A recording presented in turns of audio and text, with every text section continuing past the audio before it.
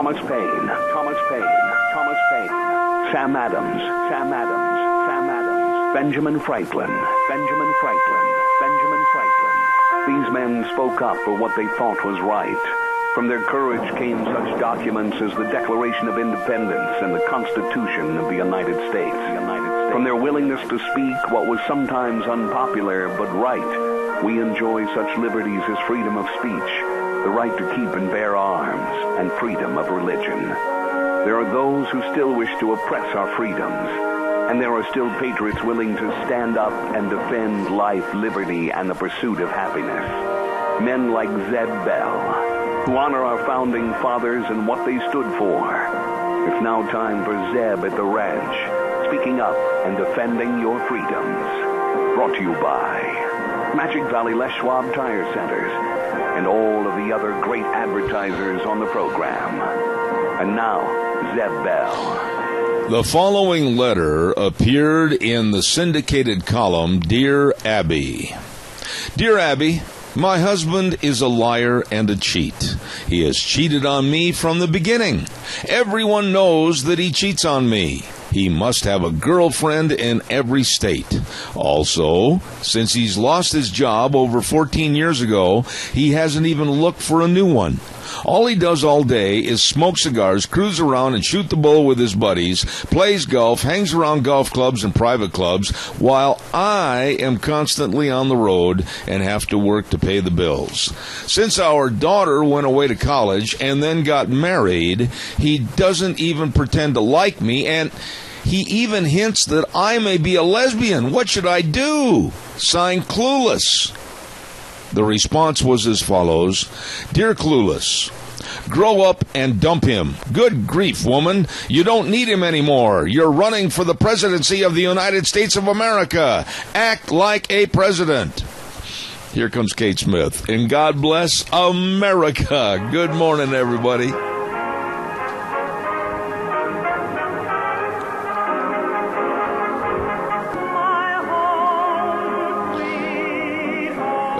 Thank you very much, and welcome to Zeb at the Ranch. I'm Zeb Bell with our major sponsor, your Magic Valley Les Schwab Tire Centers, all 7 locations serving you, along with some of our great advertisers like Ramsey Heating and Electric at 2600 Overland Avenue in Burley, and Valleywide Home and Ranch, 910 South Oneida in Rupert. Everything for the farm, the home, and the ranch at Valleywide Home and Ranch.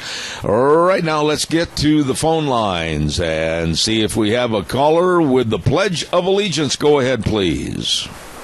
We don't, but I would love to do the pledge. I'll bet you would. All right, sir. Good morning. Go ahead. All right. I pledge of allegiance to the flag of the United States of America and to the republic for which it stands, one nation, under God, indivisible, with liberty and justice for all. Job well done. Thank you very much. I appreciate it, my friend. And right now it's time for the weather. And the weather is brought to everybody by Cheney Flooring and Home Design at 1228 Oakley Avenue in Burley. Look for the blue door. And don't forget, for the very best of carpet and flooring and kitchen construction, home decor items, whatever you need to make your house a home, all of it is at Cheney Flooring and Home Design in Burley, 678-6945. And right now, here is Michael Rogers' weather. Good morning. You got a mess for the weekend as far as the weather is concerned, so let's get right to it. You've got a system known as an upper low. And to make this in plain English, you're going to see a system that's going to bring rain all the way through the weekend, all the way through Monday. As far as the rain itself, nothing of the severe type. It's just one of those types of systems that just plots through, and you keep wondering when the rain is going to stop, and it's not. I usually call it Seattle rain, but it is kind of drizzly, kind of slow.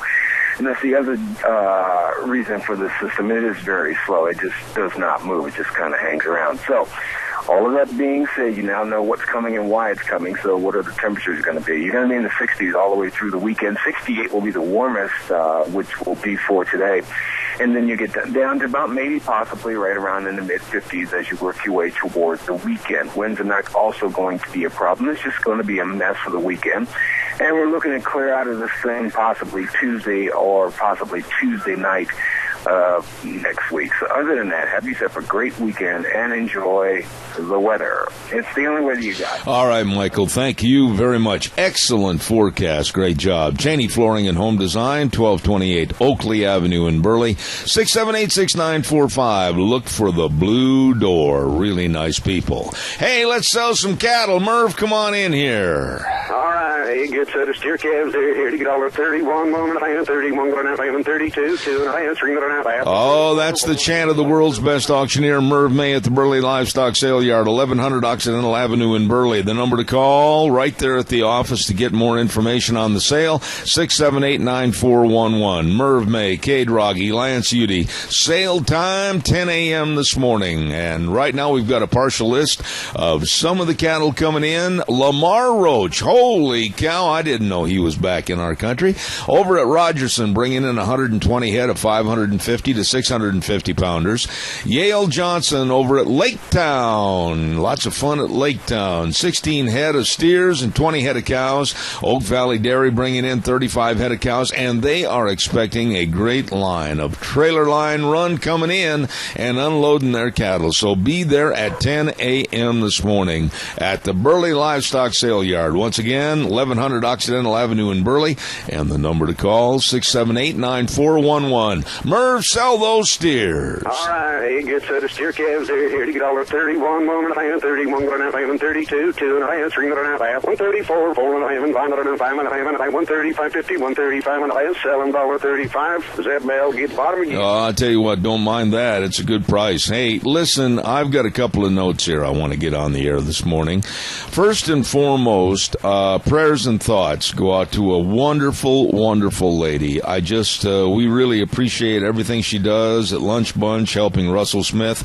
And I understand that next week that Brenda Adams is going to be going in for surgery, and I just want her to know that all of us are thinking about it and praying for her health. So let's all keep Brenda Adams in our prayers. And he's not paying for this. I'm just giving it to him because, man, I'll tell you what, I appreciate the service. I went in yesterday, and they've been on our program before, and they're going to be on our program again. Save on Shells with Anthony at 1027 Overland in Burley. Save on Shells, and I needed just a little bit of repair work done, and I'll tell you what, he went overboard to help me. And I'll tell you, if you want to get a shell for your pickup, they have got all kinds, all colors right there for you, and I really appreciate the effort. And anybody that wears a Green Bay Packer t-shirt is a good old boy. He went the extra mile. You call Anthony at Save on Shells, 312-1525. 312-1525. Good old boy right there at Save on Shells. Calls are welcome. 436-2244, 1-866-927-4587. While I have just a moment, I want to also thank our dear, dear friends with Ramsey Heating and Electric. A little bit later on this morning, Rita will be on from Ramsey's. They're located at 2600 Overland Avenue in Burley, and they open the doors at 7:30 in the morning and go till 5, Monday through Friday. And if you want your air conditioning unit, yes, I said air conditioning unit, we're thinking positive now that we're going to start getting warmer. Well, if you want it to work efficiently, you've got to keep a clean air filter inside. They've got all the many types of filters, so stop by, check them out at Ramsey Heating and Electric, 2600 Overland Avenue in Burley, where they provide warm winters and cool summers.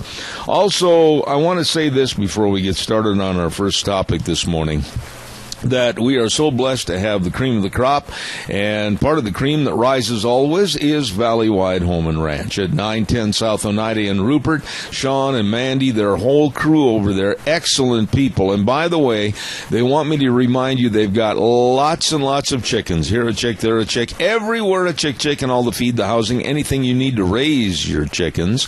And 4-H'ers, that is the place to go, Valley-Wide Home and Ranch, because they've got everything in there for you. All the the gear and equipment that you need, all the feed that you need, and remember, you get a 10% discount if you're a 4-H member.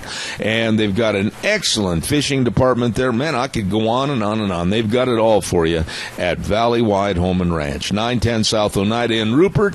You stop in and see them today. I just want you to think about this a little bit this morning.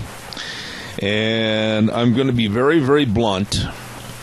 The left, the liberal left, is here in Magic Valley. Whether it's on a small scale or not, their ideology is here. And it's creeping into our area like a cancer.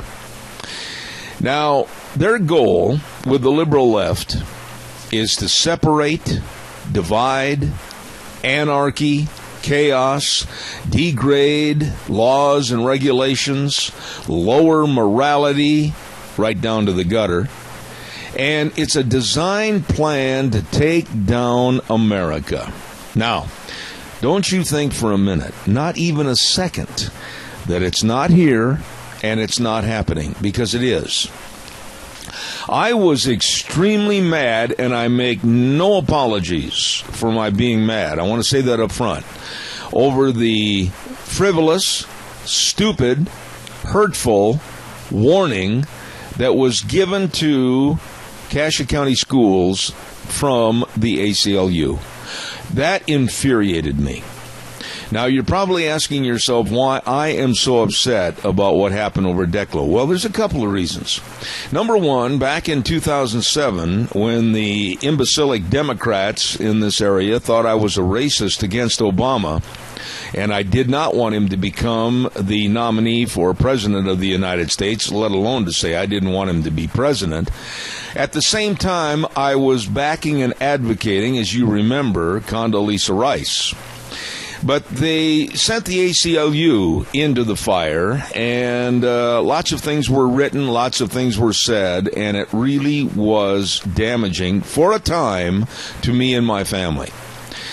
But what they're doing and how they're treating the students and the teaching staff and the entirety of Cassia County school system is absolutely deplorable.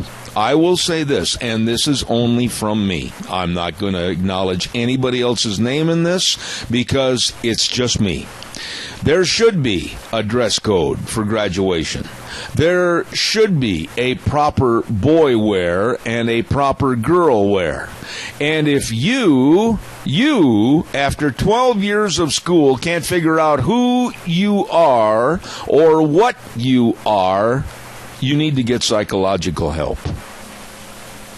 But to have this kind of now national attention, I'm holding a story right here in my hand with the stationery of ABC News, to have this story go nationwide at this particular time of the year when all of these students are ready to celebrate graduation and celebrate a new walk, a new step up the stairs of life. I find this absolutely despicable, what the ACLU and any party involved in this is doing. Give me a call, 436-2244, 1-866-927-4587.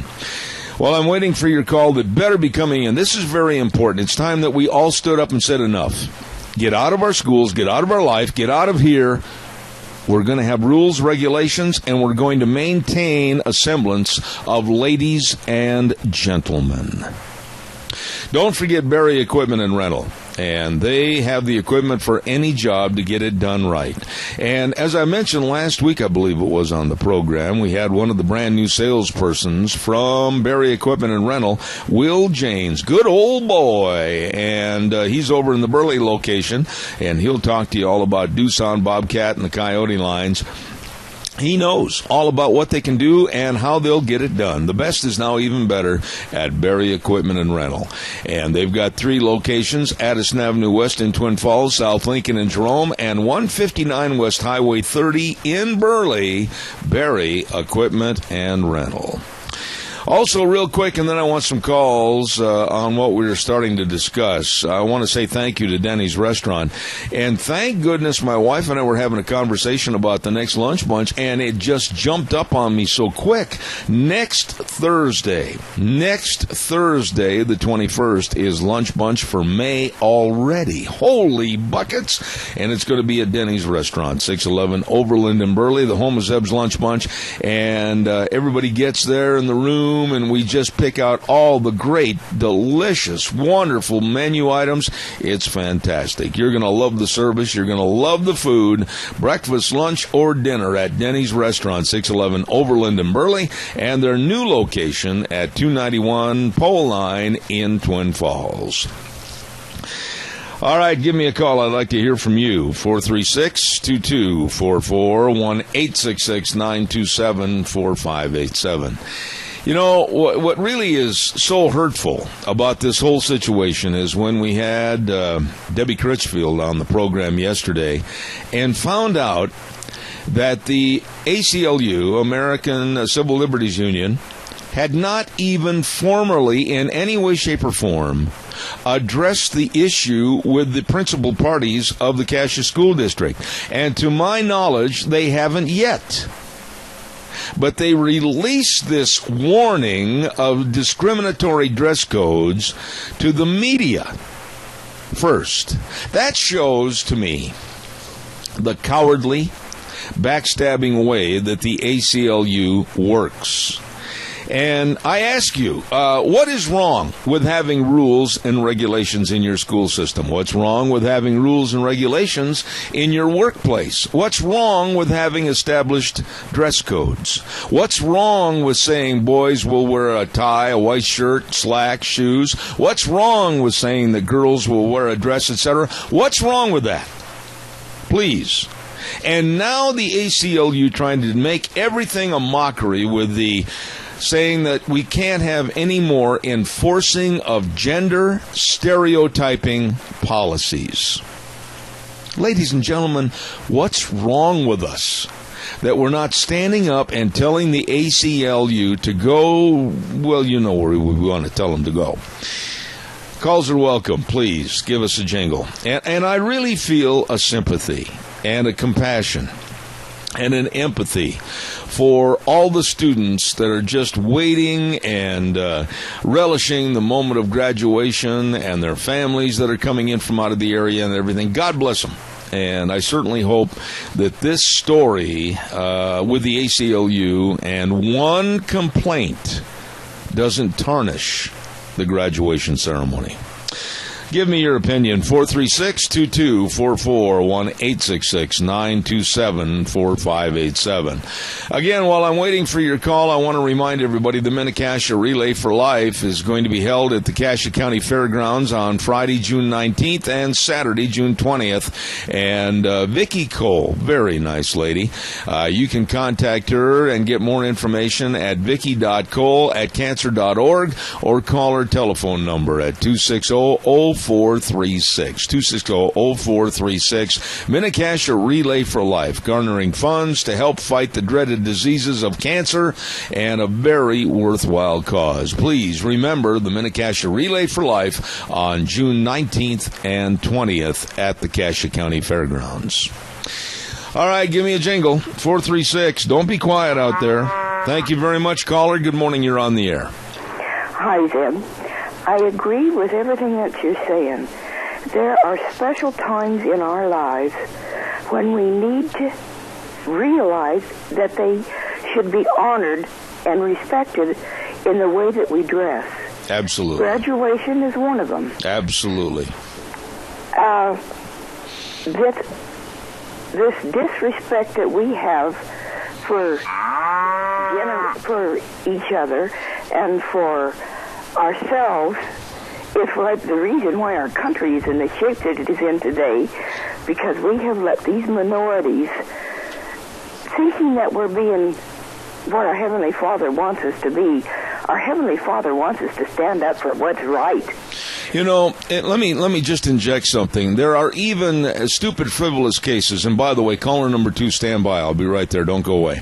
Of where I've read in New York City, and also I think it was down in St. Petersburg, Florida, some man stopped, opened the door for a lady to go into a business establishment, and the respective lady at that time, or ladies, turned around and said that was a sexist act, and they were all put out about that man opening the door. What happened to a decent, civilized society where we care for each other and we have mutual respect to the point where we, whether it's a man or a woman, we have manners?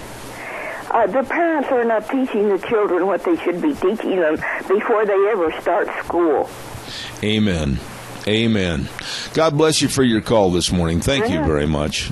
Caller number 2, go ahead, please. You're on the air. Hi, Sam. Yes, sir. I was just thinking with your comments about dress code, when these boys and girls get ready to go out in the workforce, if you work at a bank, you wear slacks, a shirt, a tie, and a jacket. Yep. And the ladies wear dresses. They don't go in there with cut-off shorts and holes in their jeans and T-shirts with who knows what on them. This is a preparation, this graduation. Even in school, when I went to school, girls wore dresses, men wear Levi's, but they had to be certain Levi's, and you couldn't wear a T-shirt. Yep. This is a preparation in life for these young men and young women to get ready to go to work. If you want to wear a T-shirt and Levi's, go get a job doing construction. It's no offense to that trade, but absolutely, it's a different atmosphere. You probably don't wear shorts in a lot of jobs. That's right. Now, you have touched on a very important point about this. Everywhere in life, I don't care if it's the military, I don't care if it's applying for a job with my company. I am the boss. I own the company. I pay the bills. I pay the taxes. I pay the commissions. And you will dress in accordance with the way I want my company represented. And there's nothing wrong with that. That's right. Exactly. You say something about the military, talk about a dress code, and it's to teach you respect for the country, respect for yourself and others. And today, sir, it should serve in the military for a while. I agree. That's my opinion. Let me ask you this. I don't think it's discriminatory at all, but the world is evolving thanks to the knotheads with the ACLU and others that are trying to force employers to hire people that have a bone in their nose, tattoos up to their earlobes, something crazy like great big dominoes stuck in their ears, etc. I, as an employer, will never, ever hire anybody like that, even at the risk of being told that I have to shut down my business, because I will not have that representation on the streets for my business. I used to tell my girls when they were dating, and I raised 4 girls, that the freak show stayed out on the street. It didn't come in my yard. Absolutely. If you're going to bring that trash around with the piercings and who knows what in the ears, eyes, and nose, they could go somewhere else. They weren't allowed. And as a business owner, it would never happen. They could go to hell, the ACLU. There you go. I think that's aptly put and very, very appropriate. Thank you, sir. God bless you. Thank you so much. I just think our society is absolutely open to scrutiny because we've let the cesspool take over. I just am not going to be told who I have to hire. When I had, a couple of years ago, an application out for some salespeople, you wouldn't believe some of the salespeople that came to my home, in my office, and applied, and how they were dressed. I mean, my jaw went down to my knees. Pants hanging down below the crack of their butt. Tattoos all over. I'm not exaggerating. Rings in their nose, bottom lip, tattoos, like I said, up to their earlobes. And then those earlobes, my gosh, having those things stuck in their ears so they look like a Ubangi warrior. Oh, please. I'm running late. I got to go do a quick little deal here, and then we'll come back and take more calls. Don't forget the Capital Press Ag Minute is brought to you by Mount Harrison Audiology and Hearing Aids with Christine Pickup, Doctor of Audiology, right behind the Minidoka Hospital, across from the emergency room, and the number 312-0957. Protect your hearing. Get an annual hearing screening today. Call her at 312-0957. Here now, the Capital Press Ag Minute. Today's Ag Minute brought to you by the Capital Press, the West Ag Weekly.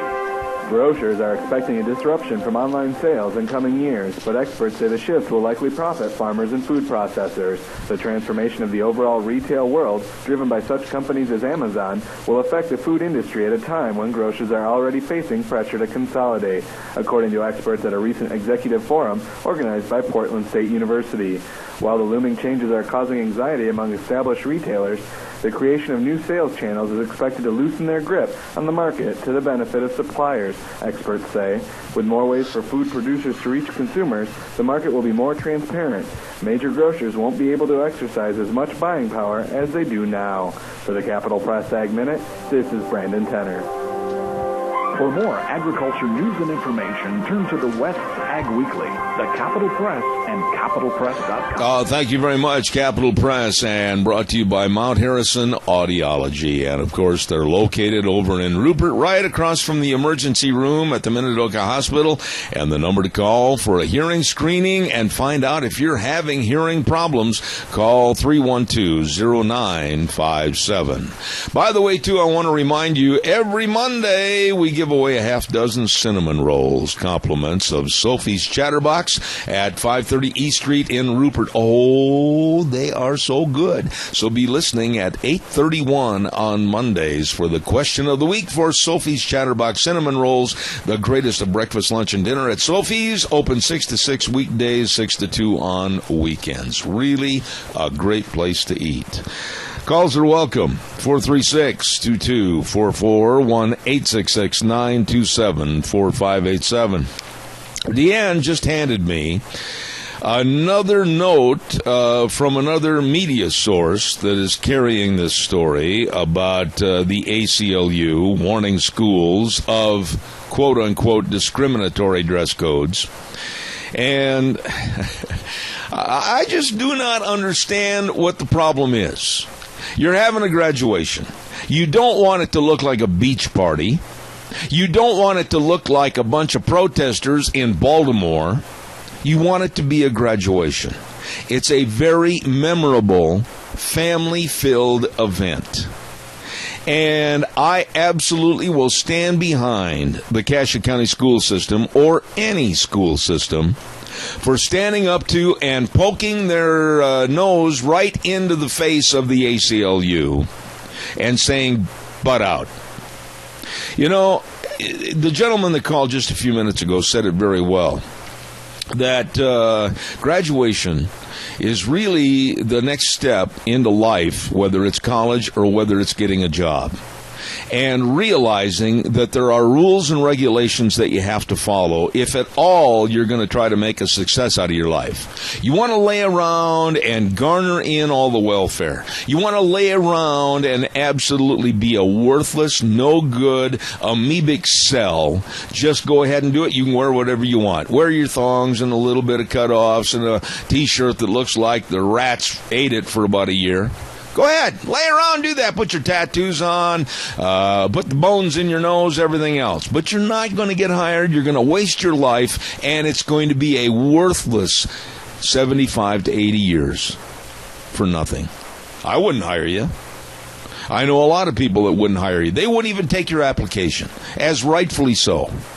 And then the ACLU say it's discriminatory, and they say it's gender stereotyping. Who cares? There are men, there are women. Last knowledge I had when I left biology in my sophomore year in high school, they don't make them any different. Calls are welcome, 436-2244, 1-866-927-4587. I'm fed up with this mess. Let's also right now take just a moment and tell you about what's going on over at Four Paws. Oh, my goodness, this weekend they're going to have a ripping good party.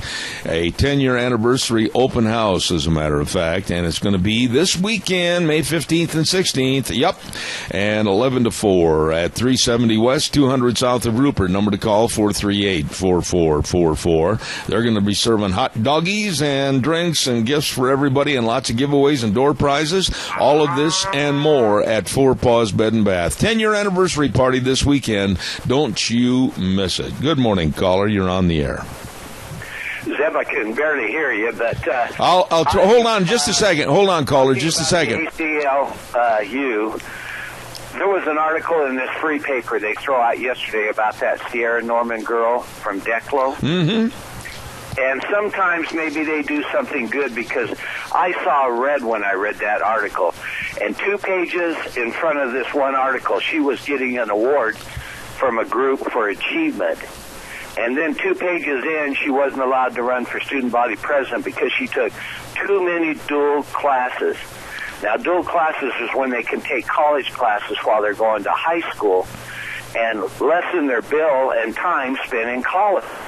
It's an achievement. And yet, the way I read the article, that, and they also had a religious thing thrown in there, but wouldn't allow her to run for student body president because of achievement. I mean, I sat there and I read that, and I couldn't even believe it. Well, wait a minute, caller, and I certainly hope that Wheels over at the station, we've got to make it so that the callers can hear. I'm not going to get into what was done, what wasn't done. I don't know the whole story, and in fairness, and I'm not trying to be impolite to you, caller, nor do you. And I think to incriminate either one side or the other in that regard and on that story, I'm not even going to talk about that, because I'm talking about what happened with the ACLU involvement. I'm talking about a complaint, not many, not a few, but a complaint about dress codes. That is what I'm talking about. Now, the other story that you're referring to is going to come out. It's going to become all public knowledge with the facts and the figures. And on this program, I only deal with facts and not speculation. So please, I'm not chastising you. I'm just giving you my overview of what I'm talking about because of what I know. Well, on the dress codes and that, I definitely agree with what you're saying, and I think the way the world has gone is atrocious out there, and I just cannot believe the way the young people in almost everything dress today. Well, let me ask you, are you an employer? Not anymore. I'm kind of semi-retired. I still have a ranch, and I still run about 85 head of cows, but I'm supposed to be retired. I'm almost 69. All right. Well, you're in the same age bracket I'm in. All right. But now here's what's happening in America, and you know this is true.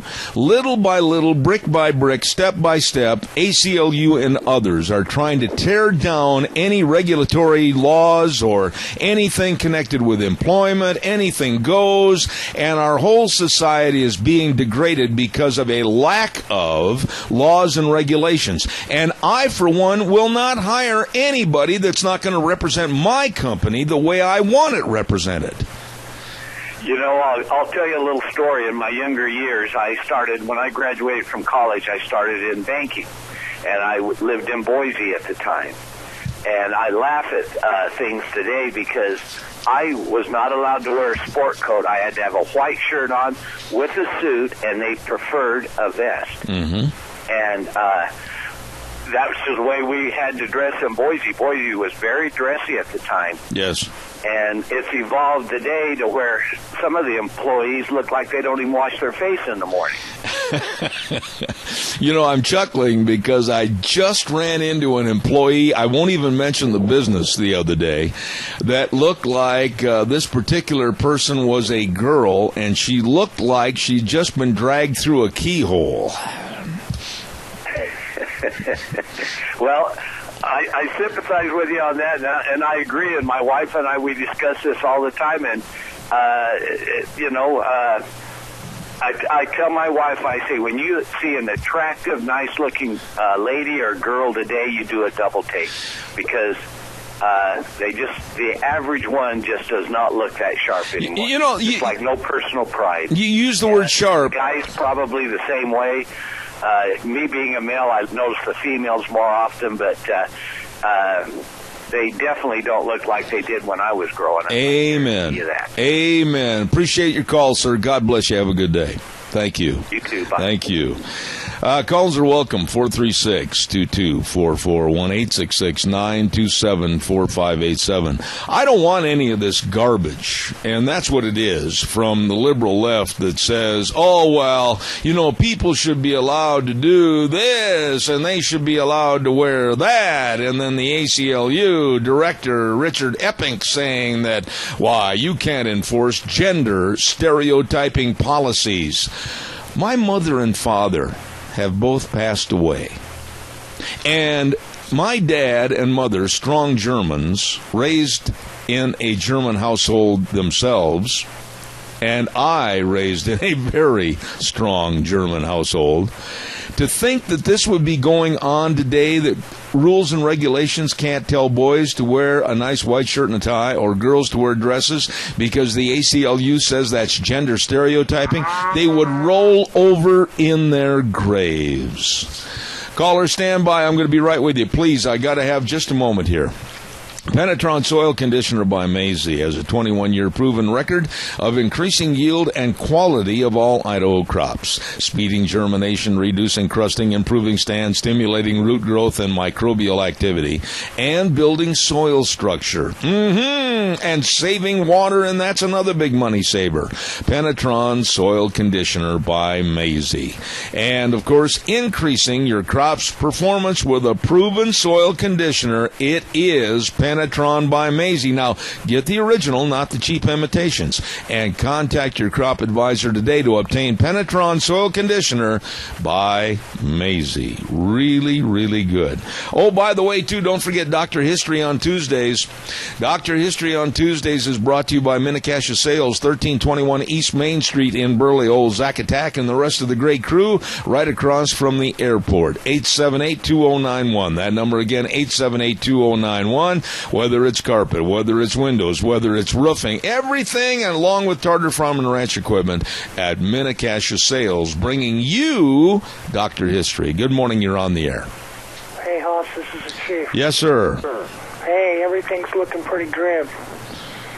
I don't know if everybody's watching the news or watching Vice on the satellite dish, but there is over 40 terrorist groups in the world right now. And what they're doing is they're converting this drug trade out of South America across Africa and using it to finance weapons and terrorist activities. They're paying off the governments. All the FARC and Hezbollah and all these groups are involved with the drug trade, getting it into Europe and back around and into America. And everybody else in the third world and most of the rest of the world are packing AK-47s. Chief, let me interrupt you for a second. People and our government, our Congress is trying to take our guns away, and I'm kind of thinking we might need them. Oh, absolutely. I couldn't agree with you more. Chief, right now, all the left, the liberalness, the absolute insanity is taking over the world. But you have to admit, Chief, you've called many, many times on this program. You have to admit that the real problem and why we have a problem is because of you and because of me.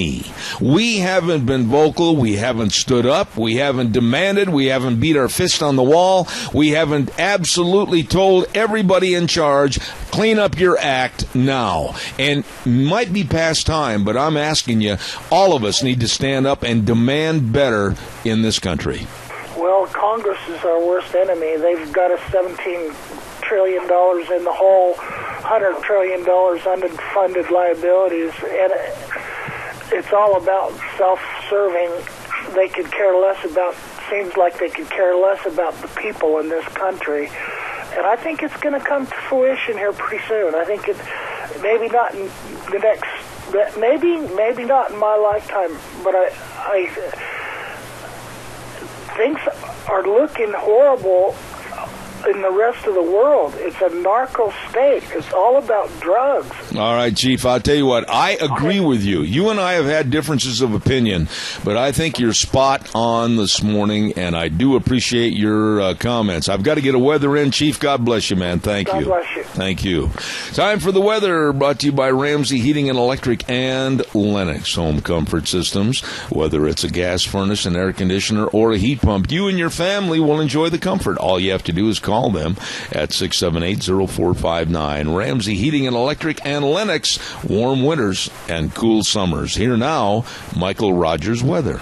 Hello, everyone. Michael Rogers for Zeb of the Ranch. Okay, from today all the way through Monday, you're looking for a wet one with possibly Friday night, Saturday night being the worst of the whole bunch there. Temperatures are going to be in the 60s all the way across the board. Won't get any higher than possibly 68, 69. The coolest day will be Saturday, where you're going to have a high of 56 degrees. So you got isolated thunderstorms today. That's going to be a slight chance. We're going to see a little bit of sun, a little bit of clouds. You're going to see everything that's going to give you what you're going to get, but you're not going to get it. And then as you get into tonight, the rain's going to kick in, and it's going to continue all the way through Monday. As far as the winds or anything, as far as anything watches a warning is severe, that's not going to happen. It's just going to be a wet weekend all the way across the board. So, that being said, have a great weekend. Enjoy the weather. It's the only weather you've got. All right, Michael, thank you very much on behalf of Ramsey Heating and Electric and Lennox Home Comfort Systems. Call Ramsey's today at 678-0459. Hey, real quick, calls are welcome. 436-2244, 1-866-927-4587. I got to get these good words in about Burley Physical Therapy and Rehabilitation with my dear friend Nick Greenwell. Boy, I tell you, his staff of physical therapists can help you get back to feeling and being you. They're located at 1263 Bennett Avenue, Suite 2 in Burley. Number to call and set up an exercise program, 678-1191. 678-1191. All the exercises, all the sports medicine, all the hydrotherapy pool use with the treadmill. Oh, man, help yourself by calling 678-1191, Burley Physical Therapy and Rehabilitation. Calls are welcome. 436-2244, 1-866-927-4587. Another quick story this morning before we have to get out of here for the first hour. Did you hear what President Obama, the man just makes me want to take my fingernails and run them down a chalkboard. The man drives me nuts. Ditzy, dumb comment from President Obama.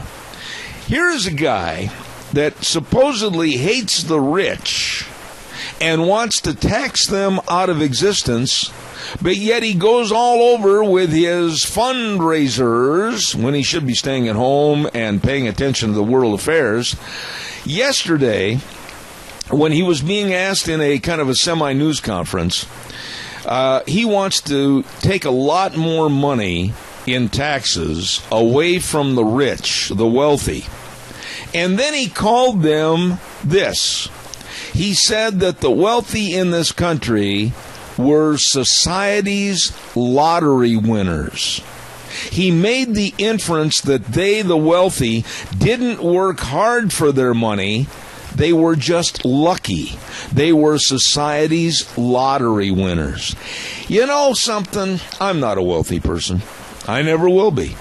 But I am absolutely incensed that somebody that gets out of bed in the morning and goes to work, maybe started back in the 60s, and they work their little tail off to go out and try to be something and use all the talent that God gave them, and they worked hard. They started up the ladder. Maybe they became a manager. Then they became a vice president, and then maybe the president of the company. How dare Obama destroy the work ethic in this country, the succession ethic in this country, by calling people that have worked hard to attain goals and attain certain job status? How dare that man that's never been anything but a community organizer, oh wow, call them society's lottery winners?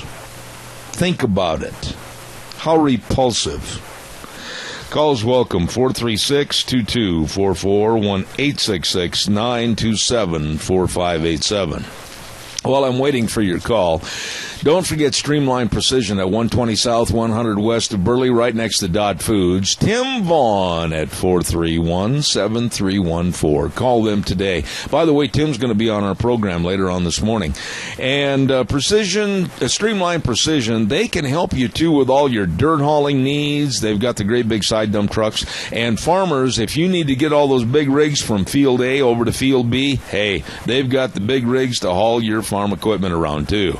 And they're currently building the brand new Funk Dairy straight south of me in Murtaugh. Oh my, all your on-the-farm grain storage, grain bins, all your buildings, their authorized dealer and Sioux Cup, Chief Balin, and Nucor buildings, call Tim Vaughn. 431-7314. Streamline Precision, the professionals working for you. Good morning, caller. You're on the air. Good morning. Just a quick comment, and I'll hang up. That was a $35,000 a plate dinner he was speaking at. Thank you. Yep, it was. $35,000 a plate. Obama goes to a fundraiser. $35,000 a plate. There is not a head of lettuce. There is not any Hidden Valley Ranch dressing. There is not any steak. There is not any biscuit. There is not any vegetable. There is not any piece of lime pie that is worth $35,000 a plate, including there's no Democrat worth $35,000. And how dare this man, Obama, say that people that have worked hard are society's lottery winners. I don't know about you, but it just makes my skin crawl. You know, he came out a while ago and said, well, you didn't build your business. You didn't do this. Somebody else did. No, Obama, nobody built my business. Nobody helped me build my business but my lovely wife and I. How dare you cheapen up everything I've done in the last 43 years by saying I didn't do it? Yes, I did. Caller, good morning. You're on the air. Yeah, if I'm not mistaken, a couple weekends ago, there was a 3-day draft, and I don't know what percentage of those players were African American, to be politically correct, but a lot. And, I don't know. I don't think anybody handed them anything. Sure. Maybe some cases, but I doubt it. You don't get into the NFL draft if you're not really what you are. That's right. And remember that Boise State lineman a year ago before last year's season, he was homeless?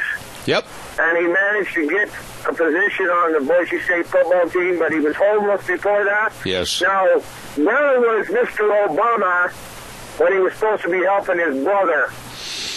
Well, he was busy, Randy. Go ahead. He was busy. Come on, cut the president a little slack. I mean, it's tough work organizing those $35,000 a plate dinners. How dare you criticize him, Randall?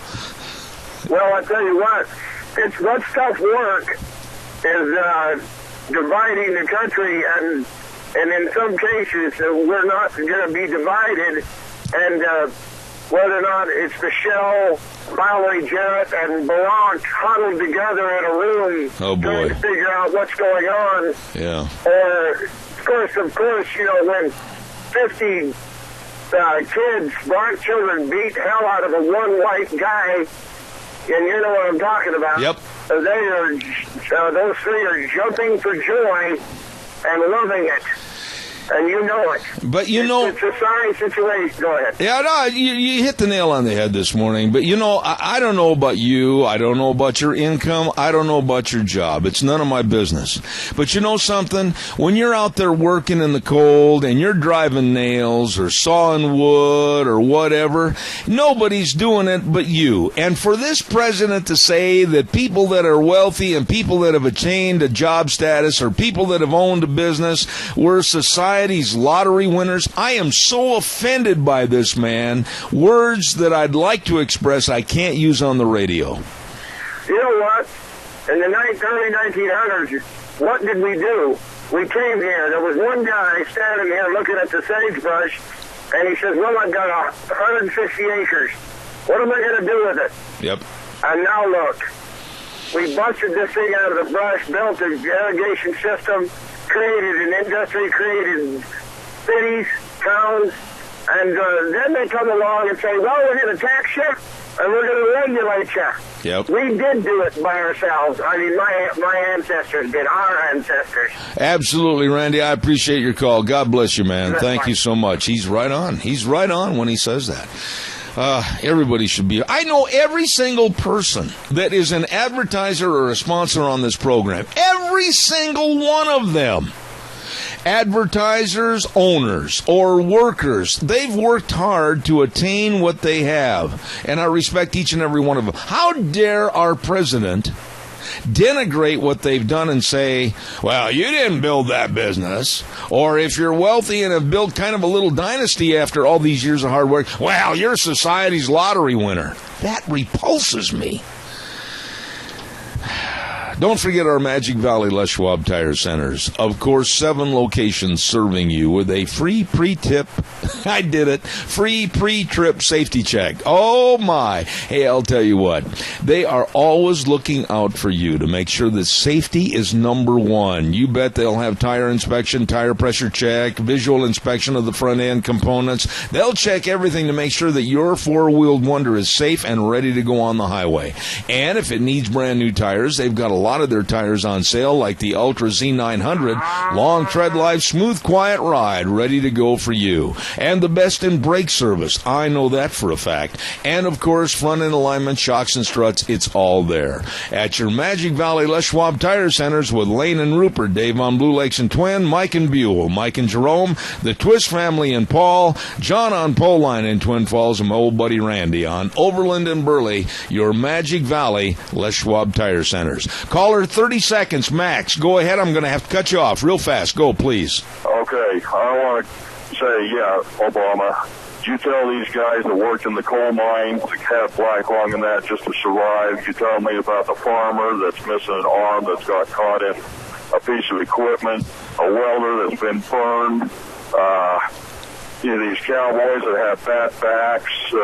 You tell me, yeah, we didn't build it. Yeah. Bull. Very well stated and very well ended. God bless you. See you later. Thank you. Hey, we're going to take a break. Go to the news. I'll be back in 6. And that certificate of graduation is a reward for 12 years of doing what you had to do to accomplish and get what needed to be done to get that reward. And 12 years worth of work, is that not worth saying, you know what, I can dress up a little bit and take in the moment and appreciate that I've accomplished this.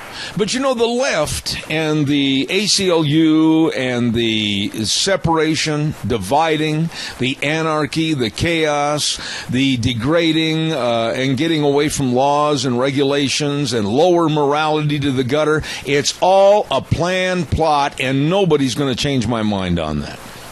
Well, it is, and I think all it does is just diminish the importance of following the rules and going by what you need to do. You know, you've got all these people, and the ACLU is no different. I think they're just a bunch of hippies saying, you know what, you can do whatever you want that makes you feel good, and to heck with any rules or any kind of thing that would restrict you from doing what you want. And that's just not the case. There are consequences when you make bad choices, and they just will not get used to that. They want to just be in control. Talking about bad choices, let's shift gears a little bit. Hillary Clinton, I mean, how does she get away with the attitude? She threw her hat in the presidential ring almost 2 months ago. How does she get away with avoiding news conferences? How does she get away with not being interviewed by any of the networks? How does she get away with not answering questions? How does she get away with the scandals? How does she get away with absolutely a queen attitude that I'm above the rest of these little peons? How does she get away with this? Well, it's mainly because the media is right there in her pocket. I read an article this morning that George Stephanopoulos had disclosed that he had given a $50,000 contribution to the Clinton Foundation, and he hadn't even brought that up at the time that he was interviewing the guy on the Clinton cash, Peter Schweitzer, last month. When he interviewed him, he hadn't even told him that he had done that. So that was a conflict of interest to begin with. These media people, all of them are just right in bed with the Clintons, and they're letting them get by without it. And if I was Hillary, I wouldn't want anybody asking me any questions either that I had to answer. It wouldn't be good. We have a caller with a question. Go ahead, caller. Keep it short. Go ahead, please. Yeah, good morning. I can barely hear you, but the thing that's going on about the child payment situation at SB 1067, I'd like Rita to comment about that. It violates Section 1, Article 1, Section 10 of the Constitution that the states are not to enter into international treaties with other countries. So I'd like her to comment about that because that session's coming up next Monday. Thank you very much. Thank you, caller. Appreciate it. Go ahead, Rita, please. I could not hear the caller at all. Wheels, we've got to turn it up so that the callers can hear our comments, and plus Rita can hear those comments. So something has to be adjusted over there, please. Basically, he wanted you to talk about the free trade agreement and how it was voted down, and talk a little bit about the TPA going down in defeat, basically by Democrats. Well, I think that was... Actually, I don't know whether it was a good idea or not, because I get to hearing things that it's not what it says it is, and they should vote for it, they should vote against it, and everything else. It just makes me sick to think that good is bad and bad is good, and you can't tell what the difference is. I was told, or actually I was listening to a guy talking about how the Republicans voted for this, and they got their way, and they really did good, and they shouldn't have been voting on it at all. They already have the power to make those decisions. They shouldn't have even brought it up, and yet they bring it up and just let Barack Obama have his way. So, I don't really know whether it was a good idea that they did or they didn't. All right, we have another caller. Caller, thank you very much. You're on the air. What's your question and comment? Well, my question was about the child support payments. Senate Bill 1067, that it's unconstitutional for the states to enter into an international treaty according to Article 1, Section 10.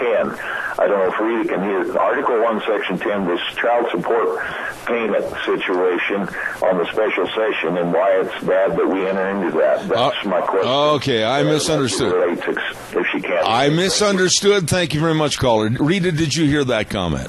I did, and I totally agree with him. The states should be taking care of this without entering into any kind of treaty or agreements.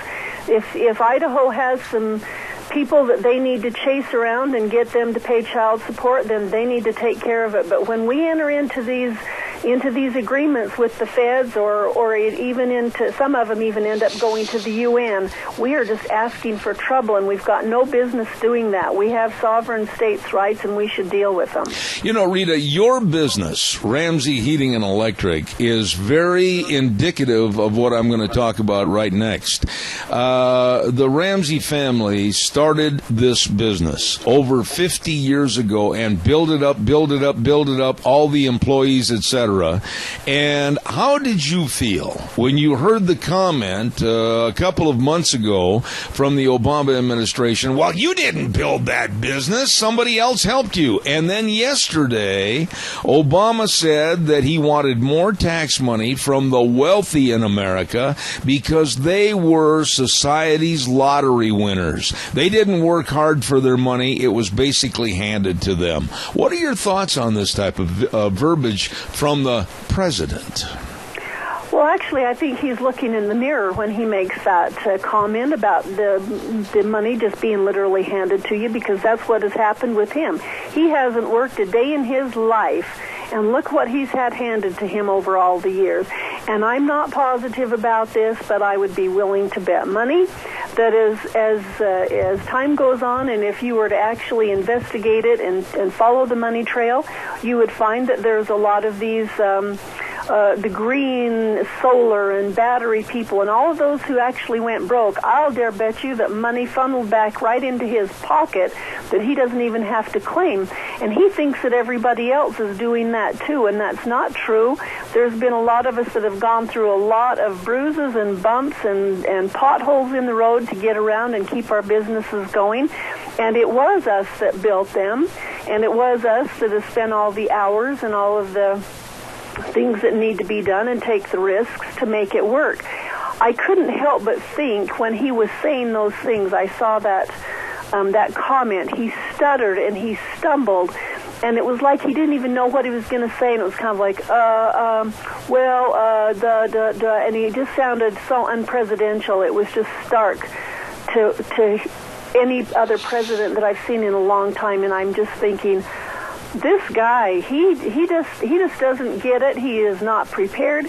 When he doesn't have something prepared that he needs to say, he just sounds like a blundering dolt. Well, you're right on that. And I want to talk to you about the other part of the Obama family, and that's Michelle.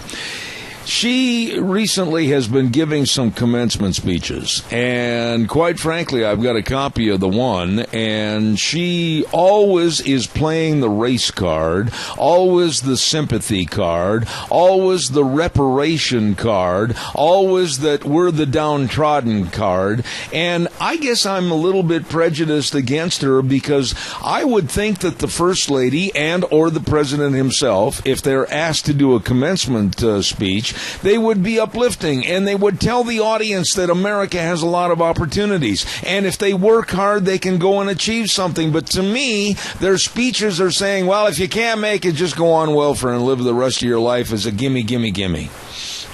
Well, she did appear to be very angry, but the thing of it is she has had so many opportunities. I don't know why in the world, other than to just stir up things, that she would say anything other than, you know what?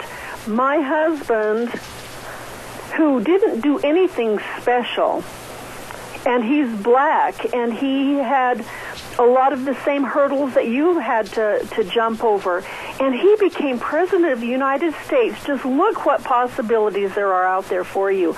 I think she was just trying to stir things up and make it look like that, oh, poor me and everything else, and discount the fact that we have a black president who actually didn't do anything special. In fact, we're still trying to figure out what he actually did and how he became president. But he became president, and he is actually the most powerful man in the world right now, in the free world. Rita, I'm going to ask your patience for a moment. I've got to get a weather forecast in, and the weather forecast is brought to you by Mad River Laser at 502 East Street in Rupert with Nicole and Alex Pratt, and they can do anything to help promote your business, your logo on shirts, T-shirts, caps, jackets.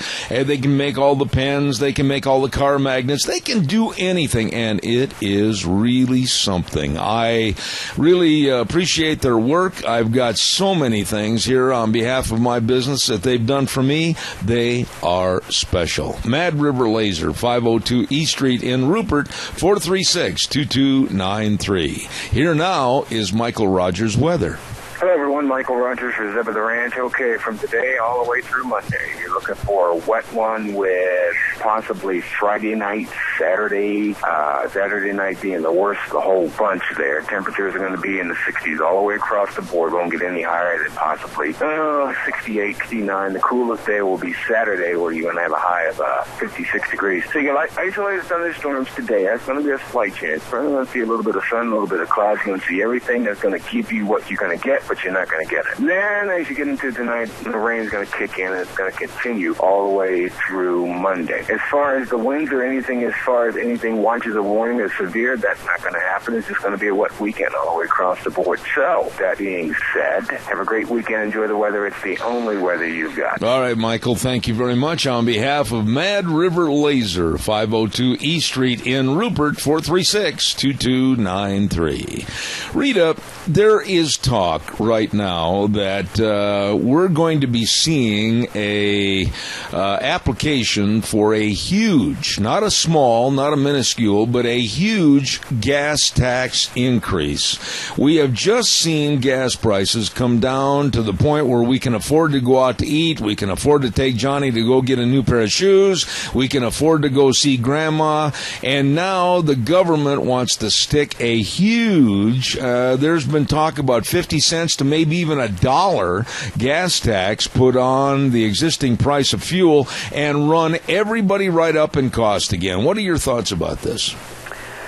Well, we've talked about this before. I'm not opposed to a tax if they will take that tax and actually be prudent with it. Yes. The big problem is they won't. It's just another money grab, and they won't be prudent with it, and they won't build us new infrastructure and do new roads and take care of things the way that they do. They'll be after us for more money later on, and I don't think that it's prudent for them to even ask for it, because they are so addicted to the money and the taxes that they get. They will not say, you know what, we need to show that we're going to be prudent with this before we ask for another tax of some kind. And it's just pathetic. And, you know, we expressed this to our own representatives, and they said, you know, we know exactly what you're talking about. The difference between our Idaho representatives and the federal government representatives, which include Congress and Senate, is that our representatives have to answer to us individually when we talk to them, and they're very prudent with our money in most respects. Rita, you know, you touched on a subject that is near and dear to me, because it seems like there is a Grand Canyon. There is a huge chasm from we the people to our elected representatives to the bills and the laws that are being introduced and then voted on and enforced. Personally, I think that a gas tax, if it's going to go for the infrastructure and stay working for the infrastructure, I'm not opposed to it if it'll help the roads, the bridges, train tracks, everything else. But you know as well as I do, it will probably end up going to a study of rats on a treadmill. How do we, the people, get our voices heard and enforced?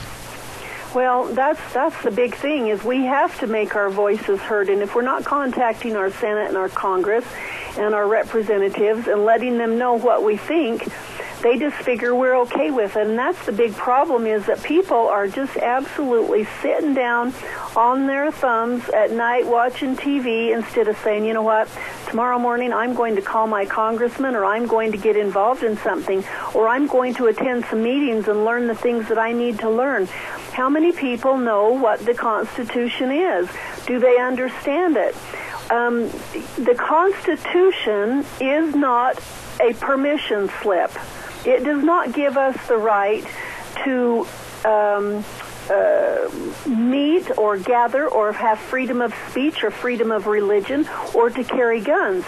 It tells us that the government cannot prohibit us from having those things. That's right. And we forget we have abdicated responsibility over to the federal government, and they just do whatever they want instead of us saying, no, you don't have the right to do that.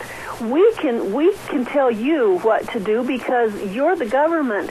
The government has no control over this, and yet because we haven't studied it, we haven't learned it, we don't know what it means, and on a daily basis we can find where the government is routinely breaking the law and violating its contractual obligations of the Constitution.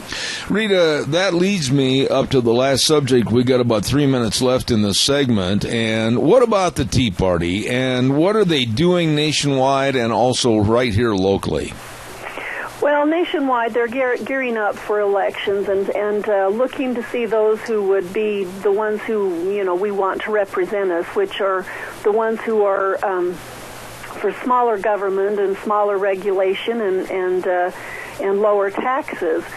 And here locally, we're going to gear up with that a little bit later on. That our business or our intent is to get people informed. And we can't get people informed if they won't attend our meetings. But we're having a meeting tonight, and it's a meeting giving a presentation on the Patriot Academy, which is an academy for youth to go and learn the Constitution in a setting up in Boise at the State House, with a lot of other things, and how the Constitution interacts with lawmaking and that type of thing.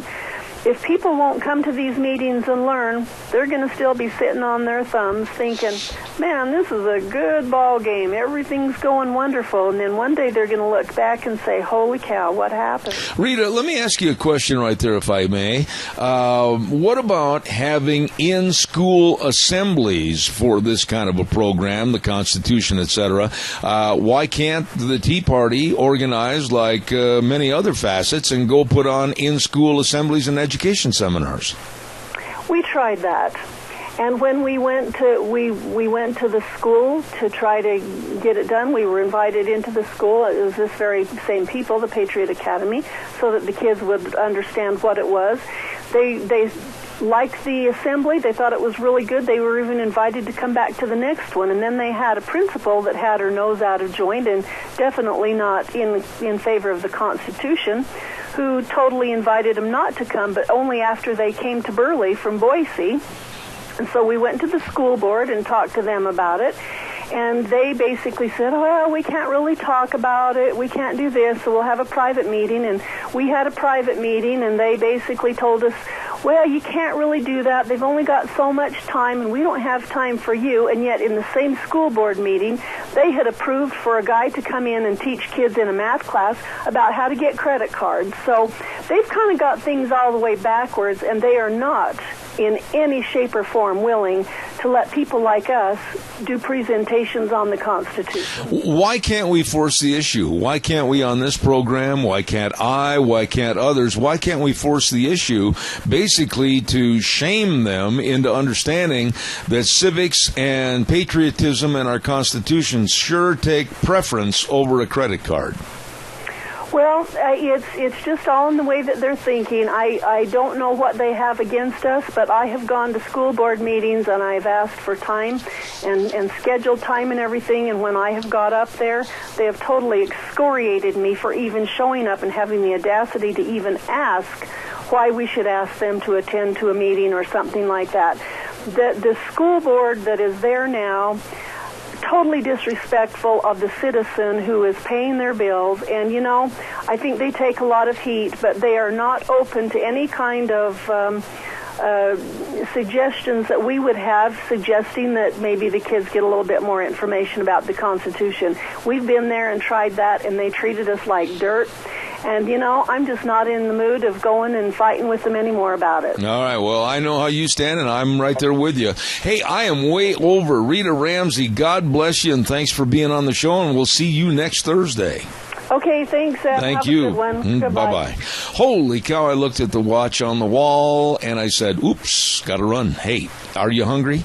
Are you starving to death? Well, if you are, I know some great places to go. How about Taco Bandito, 2301 Overland in Burley, with the breakfast burritos? Oh, my. Kip and the rest of the crew over there, they make a delicious burrito. And, of course, they got the spicy chicken bacon ranch burger and the chicken BLT burrito and the taco salad burritos. Everything absolutely delicious. Delicious at Taco Bandito, 2301 Overland in Burley. Let's move on over to Steve-O's, 290 South, 600 west of Hayburn. Food made the way you like it. Oh, my goodness sakes. They were voted to have the best French fries by the Best of Minnecasia in 2014. Delicious, delicious, delicious. And, of course, they've got a fantastic kids menu, friendly servers, dedicated staff. Gotta try the pork chops with salad and choice of potatoes. Everything absolutely fantastic. I like the steak sandwich out of sight. Believe me. Steve-O's, 290 South, 600 west of Hayburn. Food made the way you like it. Let's go to Burgers, etc. Oh my goodness, 2 locations. I'm drooling. 124 South Oneida in Rupert and 700 North Overland in Burley. And after 3 p.m. in the afternoon, hamburgers are only 99 cents. 99 cents? Are you kidding me? And they've got all the delicious burgers and the taco salads and the cheeseburgers and the onion. I love onion rings. And every Sunday at the Burley location, of course, they've got a shrimp dinner special. And strawberry milkshakes are on the menu, too. At Burgers, etc. in Rupert and Burley. And last but not least, let's stop at the AC Drive-In, 601 East Main in Burley. Oh my goodness, have you tried that chicken fried steak sandwich? Oh, baby, it's good. Along with all the fries and all the sauce and the famous Farmer Brown burger, everything. And by the way, any flavored milkshake that you can think of. Oh my goodness, the AC Drive-In, easy to get into and enjoy. 601 East Main in Burley. And those are some great places to go when you're hungry and starving to death. And I am. We're going to take a little break and listen to the news from CBS. And after they mess everything up, we'll come back and we'll have Cache County School Days and some other great, interesting segments coming up next hour. Zeb at the Ranch, don't go away. I'll be back in 6.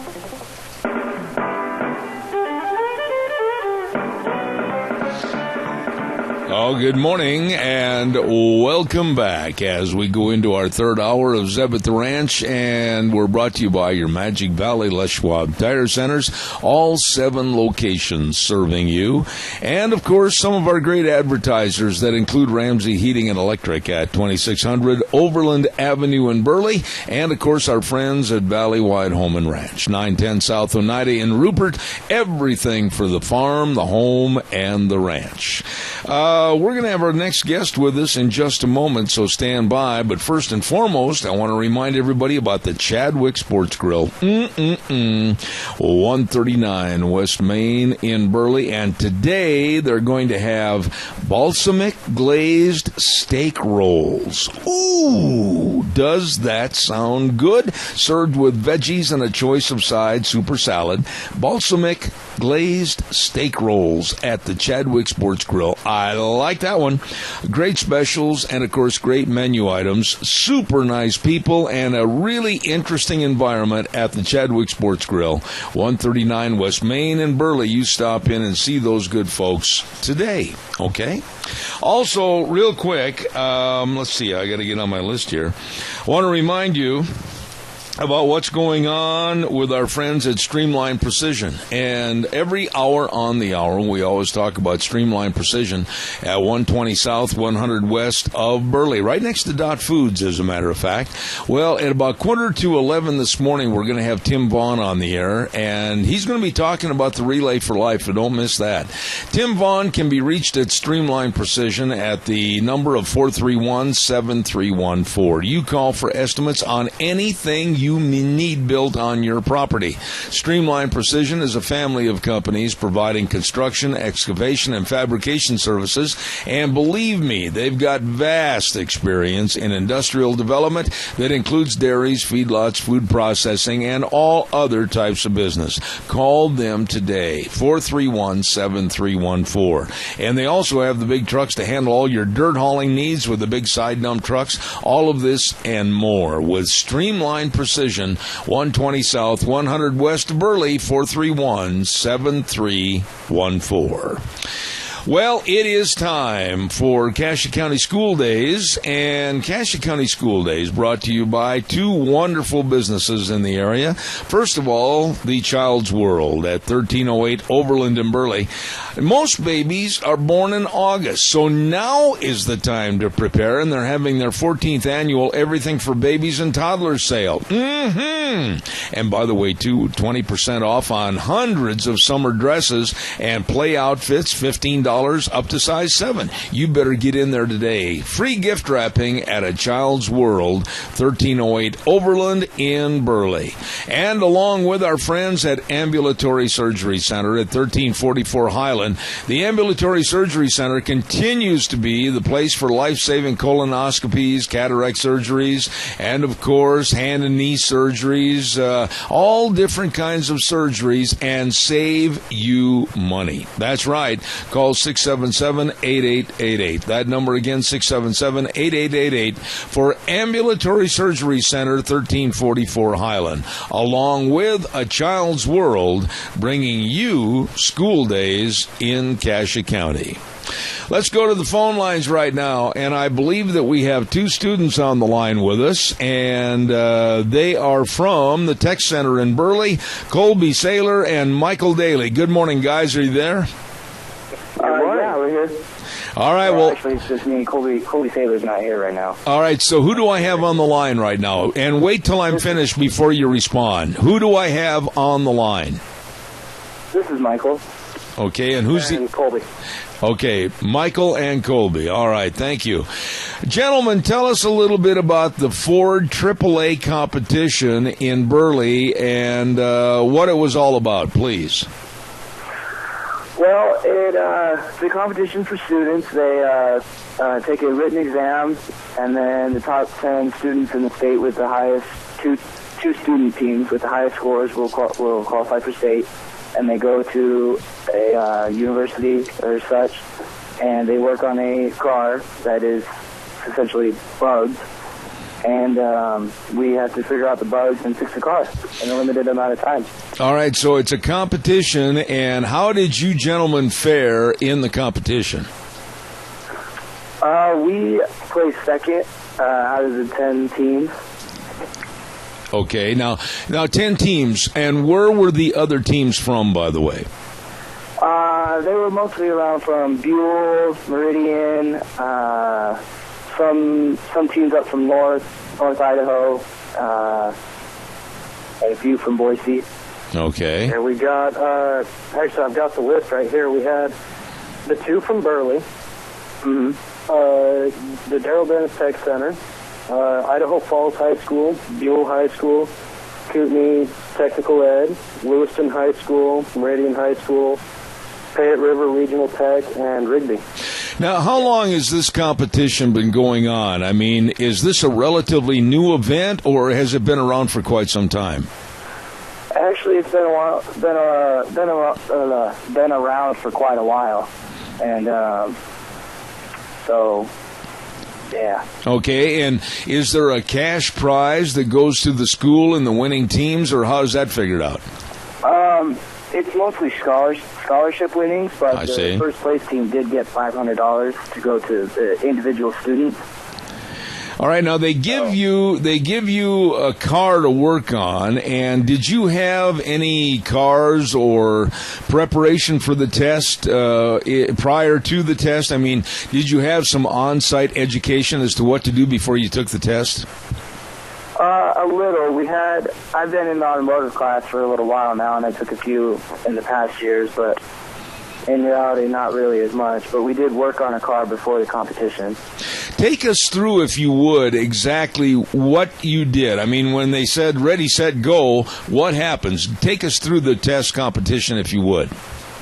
Well, when they started, I was kind of startled at first because it was just kind of go, and I was like, oh, okay. Well, we started out, we took the repair order that we get, and we get a general idea of where the problem is in the car, and then we take the repair order and we start looking at problems, and we start diagnosing it and see what the problem is, and then we fix the problems, and then if we can't, we get the bad part out of the car, we go to our parts manager.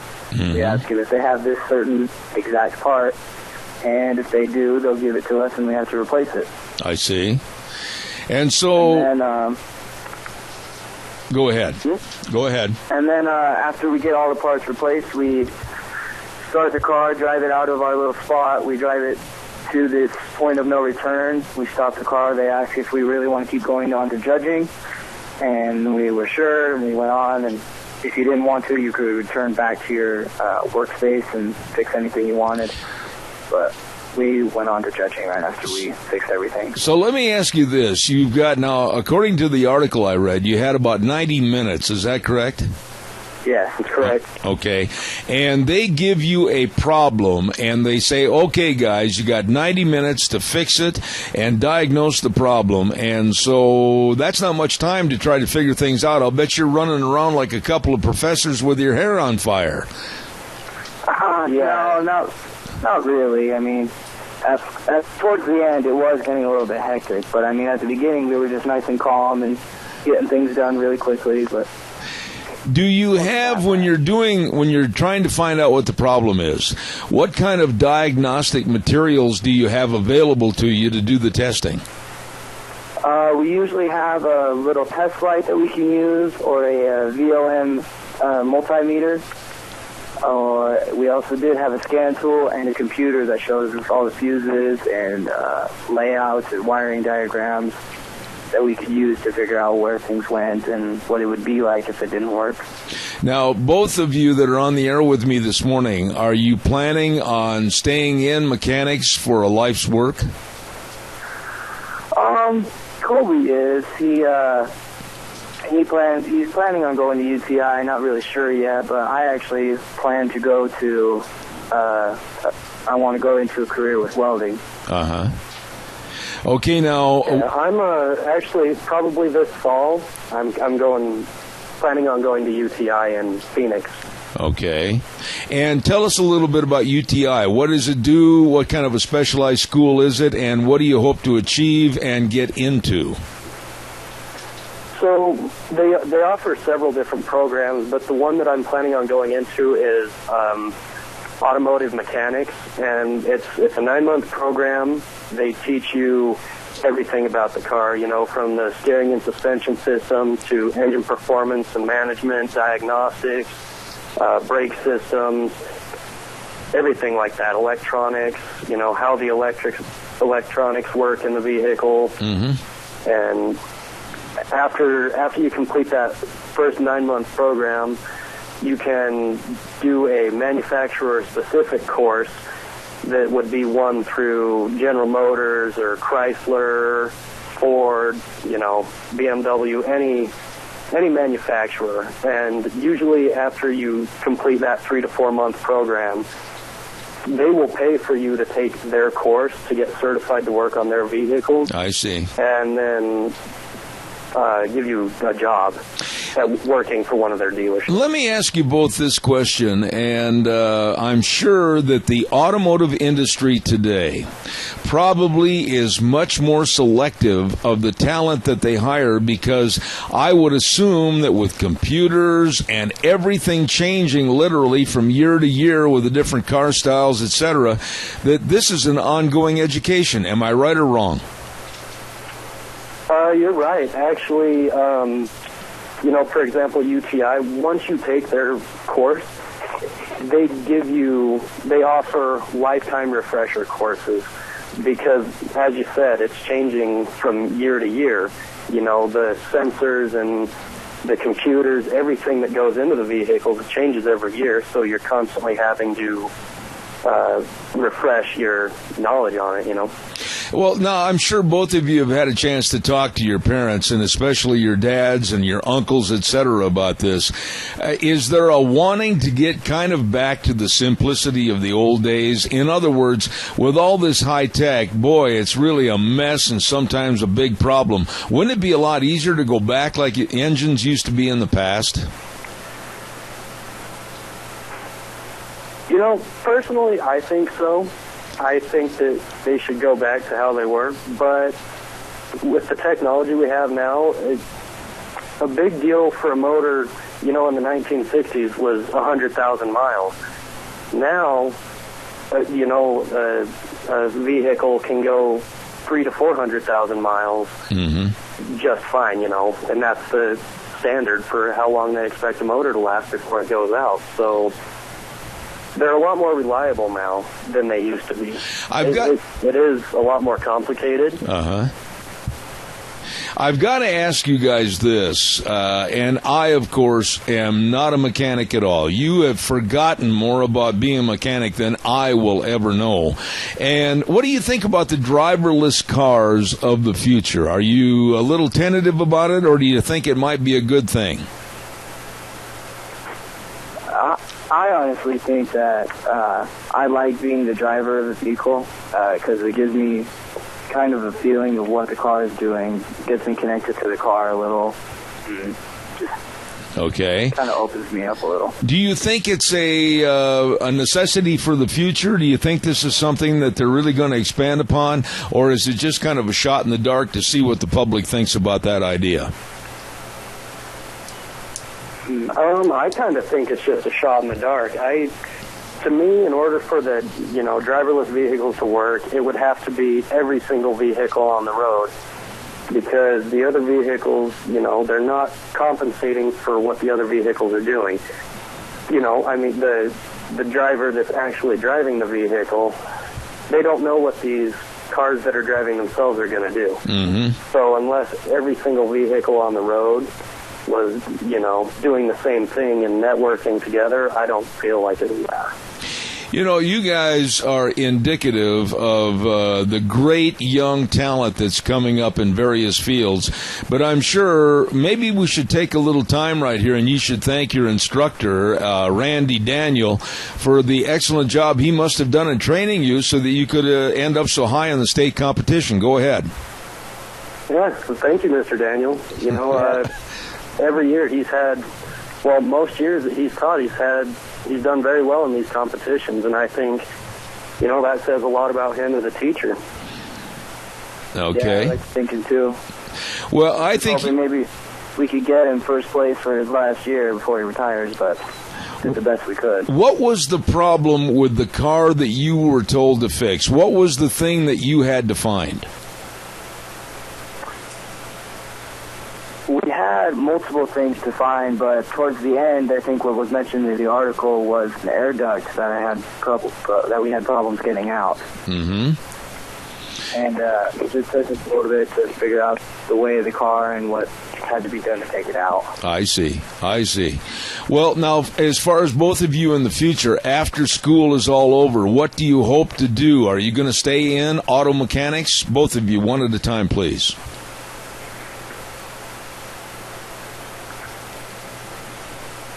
Yeah, I plan on staying in automotive. Like I say, I plan on going to UTI and getting certified to do it. Uh-huh. And, start out at a dealership. And hopefully, eventually, I would like to own my own repair shop. Okay. I actually plan on going into welding. I mean, I'd still work on cars myself, but I probably wouldn't do it for a dealership, but... Okay. I really have more passion for welding and fabrication. Well, I want to thank you both, and because I had a little trouble hearing you when we started the interview, I want you both to say your names again, and then I want to thank you. Go ahead, give me your names one more time. Colby Saylor. Okay. And I'm Michael Daly. Michael and Colby, God bless you both, and thanks. And I think a great big congratulations on what you did and what you won. And thanks for taking the time to come on our program this morning, okay? Thank you. All right, God bless. Have a good day. Cassia Tech students scoring second place at the state competition, Colby Saylor and Michael Daly. And our congratulations go to them and also to their teacher, Randy Daniel. And that, of course, is School Days in Cassia County for this morning. And again, our thanks go to our sponsors of School Days in Cassia County, Ambulatory Surgery Center at 1344 Highland in Burley, and A Child's World at 1308 Overland in Burley. Wow, let's go to the phone line right now, and I believe we have They're on right now. All right, go ahead, Wheels. Thank you very much. We're going to be talking to a lovely lady over at Four Paws Bed and Bath. They've got a great big special event coming up this weekend, and we're going to talk to her in just a moment. Stand by for that. And real quick, I also want to remind you, at 10:30, we have a segment that everybody enjoys. always, and everybody wants to call in with questions, etc. And that's Vicky's Country Gardens, Gardening for Idiots, named after me. It's coming up at about 10:30 this morning, so stand by. Wheels, do we have her on the phone? Yes, sir, we do. All right, thank you very much. Ladies and gentlemen, we say good morning to Kathy Krause over at Four Paws Bed and Bath. Kathy, how are you? I'm great, Seth. How are you doing? Not too bad. Well, literally, your business has gone to the dogs, and you've done pretty well. Yes, we are celebrating 10 years. I can't believe it's gone by so fast. Now, with this 10-year anniversary party, Kathy, what are you going to do this weekend on May 15th and 16th? Tell us all about it. Oh, we've got so many things planned. We want the whole community to come out and celebrate with us. We just appreciate everybody's support through all these years, and we're having an open house. You can drop in anytime between 11 and 4 on Friday and Saturday. We'll be cooking hot dogs. We've got chips and dessert, and we're giving away all kinds of prizes. Everybody that comes gets to go home with a couple different prizes and possibly win the grand prize, which is valued at over $300. Oh, my. Now, Kathy, when you started this business 10 years ago, Four Paws Bed and Bath, did you have any idea where you'd be 10 years later? No, I didn't expect it to grow that quickly, I guess, and I was, we knew there was a need in the community, but honestly, I didn't expect it to get that big, but we're just at the right size. We don't want to be too big that we can't handle everybody's pets, and we just love what we do and hope to keep it that way. Give us a little description, if you would, Kathy, about what basically are the services at Four Paws Bed and Bath and why people should bring their pets to you. Go ahead. Okay. We have a great boarding facility. We have runs that are indoor-outdoor. The dogs are never put on a leash. They have playtime in 7 different playgrounds. Our staff goes out and plays with them. We keep TV on for them day and night, so they have some sound and night light when we go home. We have security cameras that I can watch from my house, from my cell phone, anywhere I'm at to keep an eye on things. We have doggy daycare. Our boarding facility is for anybody that's going overnight for one night or an extended time. Our doggy daycare is great. We have little dog area. We have a big dog area. Owners drop their pets off while they're working or just running an errand or maybe getting their carpets cleaned or some painting done or their yard work done. They just leave their dogs with us for the day. We have an awesome grooming shop, 2 new groomers that have been with me since the first of the year, and they are doing amazing work, keeping really busy. We can groom any kind of dog and also cats. Now, so I've got a... kind of doing a little bit of everything around there, but we also have a really great gift shop. If you need any items for your pet, we have it or we can get it for you, and we sell high-quality dog food and cat food. Absolutely. Kathy, I got to tell you, it's been a couple of years ago, but I was over there one day, and I had an experience of watching one of the groomers wash a cat. And quite frankly, I don't know what you pay your groomers, but it's not enough. Yeah, cats are they're quite a challenge. Katrina is the groomer that does the cats, and she loves it, and you would have to love cats to be able to groom one because typically they don't like water, and they really don't like to be blow-dried. So, but some cats just get real bad during the winter and have that long hair. They want to get cleaned off, and so Katrina's there to do it for you. I was really impressed because, quite frankly, I thought the girl that was washing the cat at that time also doubled as a WWF wrestler because that was quite a challenge. Yeah, I hear you. Yeah, that can be a challenge. So come some of our big dogs. We do anything from Chihuahuas up to great big English Mastiffs or St. Bernards. So, you know, they have to be fit to be able to do that kind of work. And Kathy, real quick, if somebody's going to be leaving town and they can't take their pet with them, a road trip or whatever, all they have to do is just give you a call, right? All right. Just give us a call. We do book up for holiday weekends, Memorial Day weekends coming up, so better to call right now and get your reservation. You can always cancel, and so it's better just to get one made. And summer vacation time is real busy, but our motto out there is, you leave them, we love them, and I have the greatest staff in the world, and every one of us just love what we do and taking care of everybody's pets. All right, Kathy, tell us one more time what's going on this weekend, May 15th and 16th. Yes, open house Friday and Saturday from 11 to 4. We're serving lunch and giving away lots of prizes, so please come out. It's just our thank you to the community for letting us care for your pet. All right, Kathy Krause, thank you so much. Four Paws Bed and Bath, 10-year anniversary party, open house this weekend. God bless, Kathy. Thanks so much for being on the program. Thanks, Zeb. All right, take care. Ladies and gentlemen, Four Paws Bed and Bath is celebrating 10-year anniversary open house party coming up on May 15th and 16th. That's, of course, Friday and Saturday. We're going to take a little break and be right back after this with more Zeb at the Ranch. Stay tuned. And now, back to Zeb at the Ranch on AM 1230 KBAR. To reach Zeb, call 436-2244 or toll free 1-866-927-4587. And now, here is Zeb. Thank you very much and welcome back, as we want to say thank you to Ramsey Heating and Electric, offering rebates on qualified Lennox home comfort systems. Whether it's a gas furnace, air conditioner, a heat pump, you and your family will enjoy the comfort. Call them at 678-0459, Ramsey Heating and Electric and Lennox. Let's go to the phone line right now and bring in the brass band and hit up the music for Vicky's Country Garden and Gardening for Idiots. Good morning, Miss Vicky. Good morning, Zeb. How are we doing today? Oh, not bad. Hey, I got some questions for you this morning. All right, let's go. All right, now, I'm not even sure how to pronounce this, but a lady sent us a little notice and asked the question, how is or what is the best way to trim a clematis? To trim a clematis? Well, basically, you want to. You can trim them down because they're tough. They'll come right back up.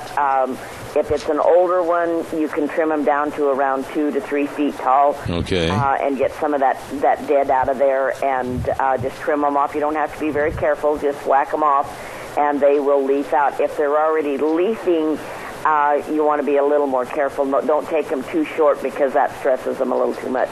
But early in the spring is the best time to trim them down, and then they'll shoot out with a lot of new growth.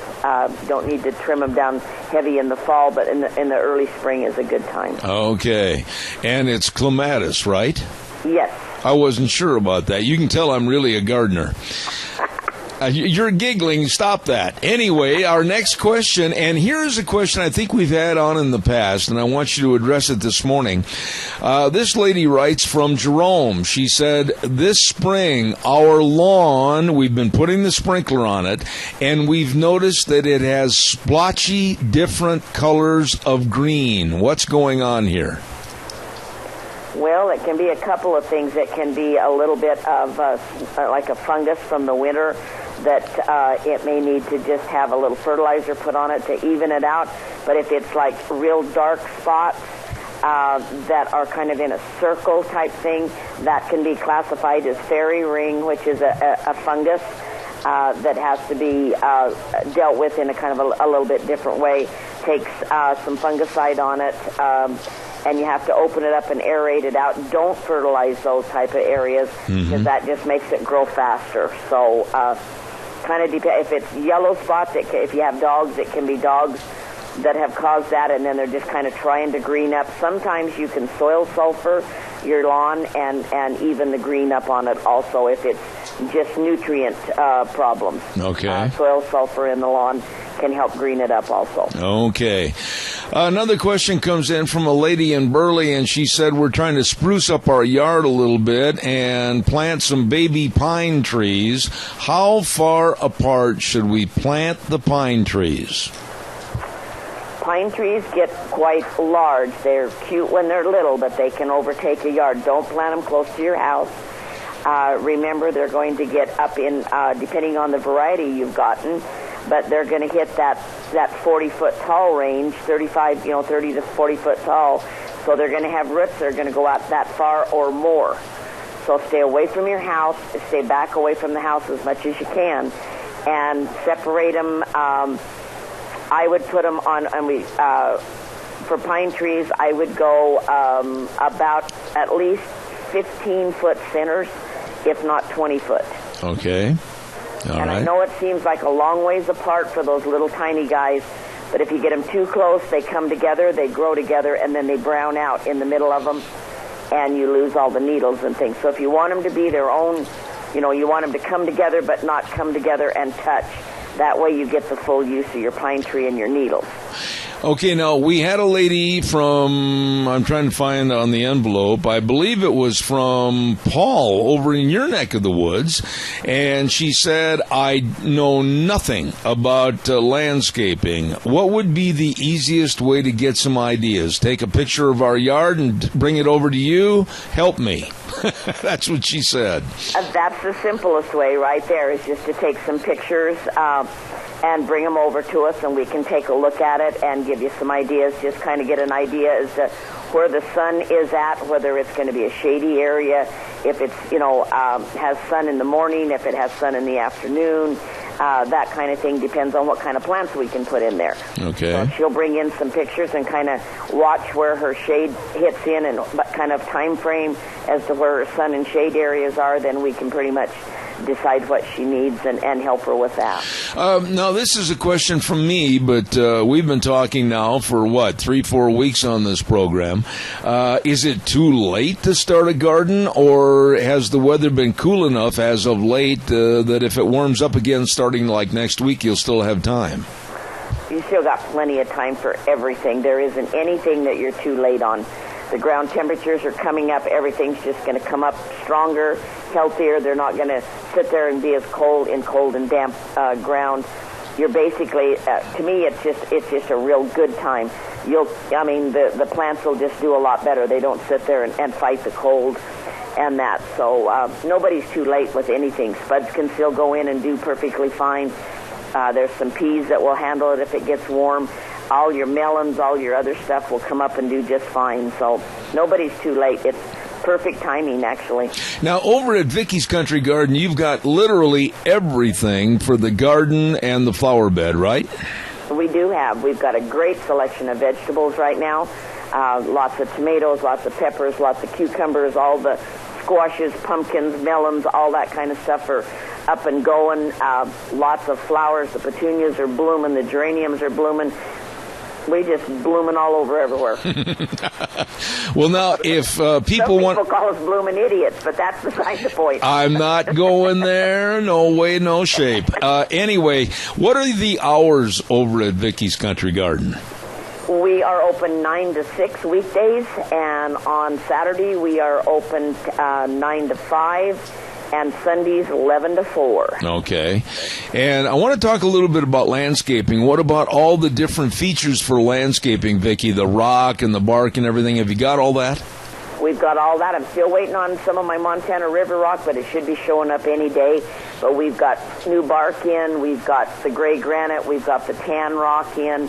The large river rock is here, and we've got all the soil aid. We've got compost. We've got topsoil. We're loaded with everything. All right, now, I'm going to put you on the spot just a little bit, and we're going to try to remember to ask you this every program.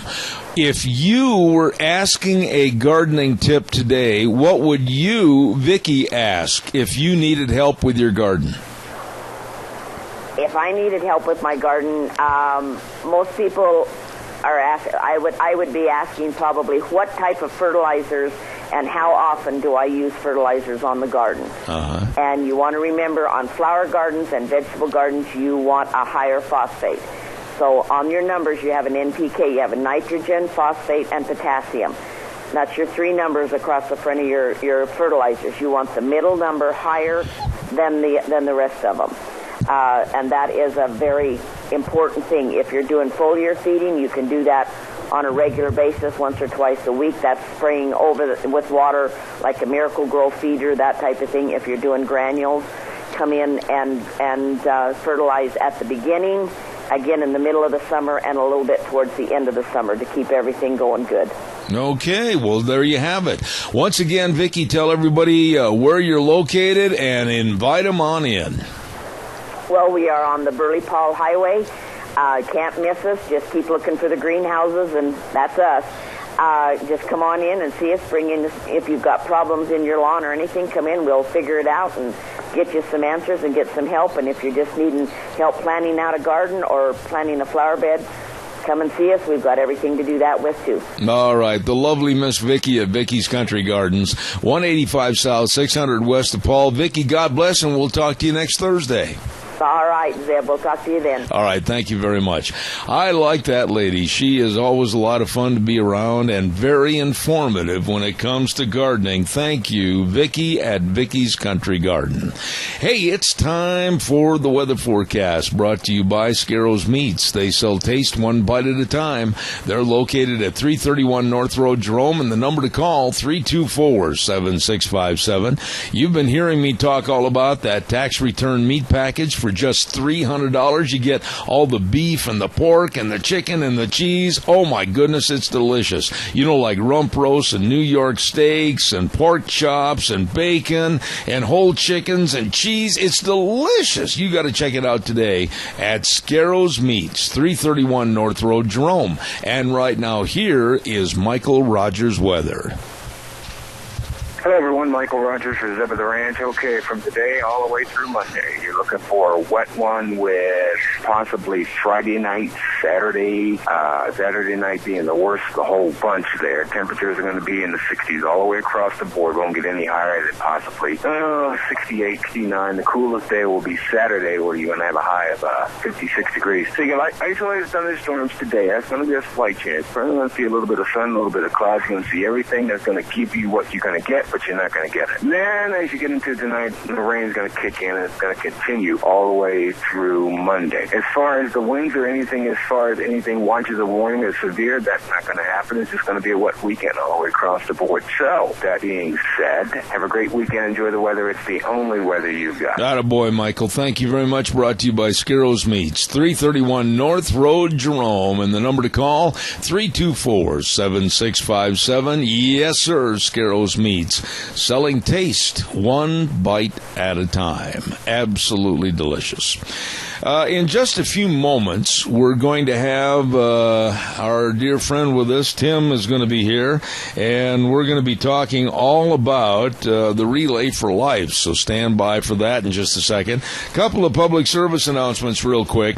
Coming up this weekend, got to get the right sheet here, the Minidoka County will be having their annual boat inspection day on Saturday, May 16th from 8 in the morning till 5 in the afternoon.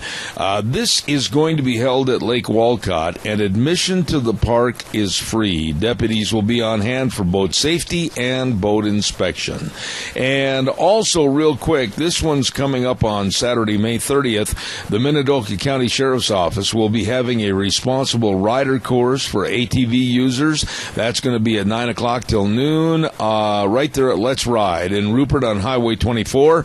Pre-registration is required, and you can register online by getting a hold of www.parksandrecreation.idaho.gov, and that's coming up on the 30th. Right now, let's go to the phone lines and say good morning to Mr. Tim Vaughn. How are you, Tim?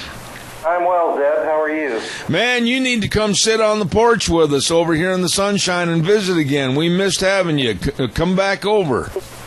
Well, when you see some sunshine here in the next few days, I'll try to get out there. How's that? I believe it. Hey, listen, coming up on June 19th and 20th, Tim, we've got the Mini-Cash Relay for Life, and I really appreciate you coming on the air this morning. Why should people be aware of what the Relay for Life is? Explain it to us, please.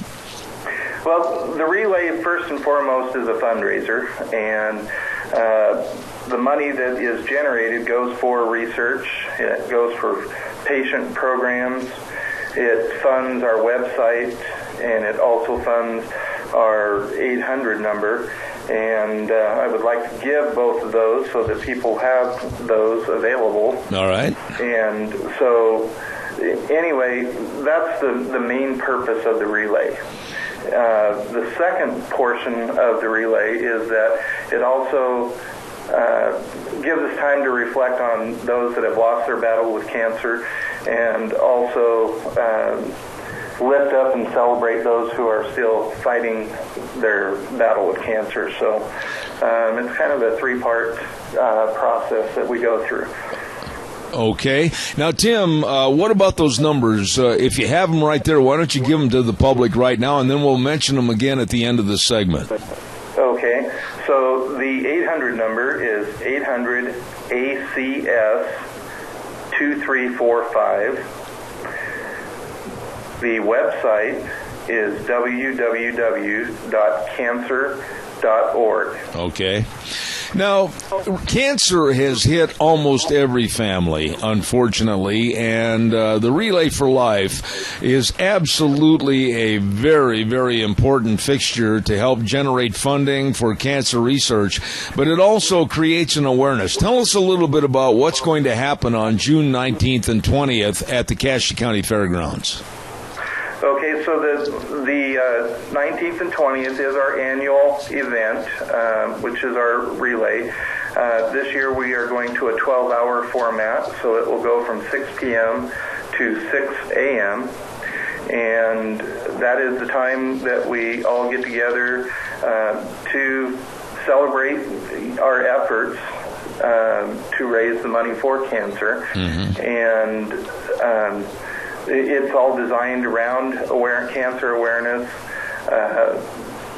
to give the public information, to also bring the community together and help realize just how much cancer affects each and every one of us, individually, as family, and as a community. Okay. And what about the opening ceremonies? I believe it's going to start at 6 p.m. on Friday. And give us a little information as to what's going to take place. What about all the teams, etc.? What happens? Yeah, so at 6 p.m. we will start the relay, and we always start the relay off by acknowledging our survivors with our survivor lap. And so we ask that our survivors be there prior to 6 p.m., and we ask them to wear their T-shirts. We will give them their medals at that time. That's one of the things that the survivor, part of the survivor ceremonies is to give a medal that is basically just a celebration of another year of surviving this terrible disease. Absolutely. And so we would like them to come to get their medal, and then we will start our opening ceremonies and take the first survivor lap, and then we'll start the relay right after that. Tim, when you talk about Relay for Life, it's, for lack of better terminology, it is kind of like a relay on a track meet, because when one person is finished, another member from the team picks up where the other person left off, right? Absolutely. And many times there will be several people from a team on the track at a time. So it just depends on how each team has their setup. A lot more fun to walk with somebody else than to walk by yourself. Yeah, absolutely. So a lot of times they'll set it up as 2 or 3 members. Now, tell us a little bit about the Luminaria ceremony. When does that take place normally? The Luminaria ceremony starts at 10 p.m., and it is a very special part of the relay. It is when we acknowledge those that we've lost and honor those that are still with us. We have several fundraisers that are built around the Luminaria itself with our Luminaria bags, which usually line our track. This year we're going to do a little something different. We're actually going to have the Luminaria bags inside the 4-H building this year so that they're up off the ground, a little easier to read, and we can light them up a little bit better than what we've been doing. Now, Tim, is it basically you're trying to get businesses, you're trying to get private individuals, you're trying to get people involved? What do people do? Do they form a team? Is it too late to form a team? What about businesses? Tell us how people can get involved. So typically we try to get all of our business donations in by May 1st. And in order to get our shirts ordered, get all of our print ordered, everything along those lines, typically May 1st is our cutoff for a lot of the fundraising and for joining teams in. And I have to apologize because I don't have the date for team registration. I believe it's over, but I'm not sure. Okay. And if it's still available for people to form teams and possibly garner some sponsorships, what number would they call to check on and try to get involved? They can certainly call me. My phone number is 431-7314. Okay. And I will get any information I don't have for them. They can also contact our team development, which would be Deborah Housewright, and her phone number. I am not seeing it here. That's all right. I'll tell you what, you can send that over to me, and then I will incorporate it into the ads this next week, and we'll let everybody know. How's that? That would be great. My phone number is one that you can always call, and I can get the information. They can also go online to the local. Let's see. I know we have a Facebook page. The online, I will get you that as well. Okay. For our local online address. All right, now, this is going to be on Friday, starting at 6 o'clock on the 19th of June, and then concluding at 6 a.m. in the morning. Is that correct? That is correct. And what about entertainment or anything else going on? I'm sure you want to talk about that. There will be entertainment. We'll start entertainment right after our opening ceremonies. And that entertainment will go up until 10 p.m., which is the time we'll start the Luminaria ceremony.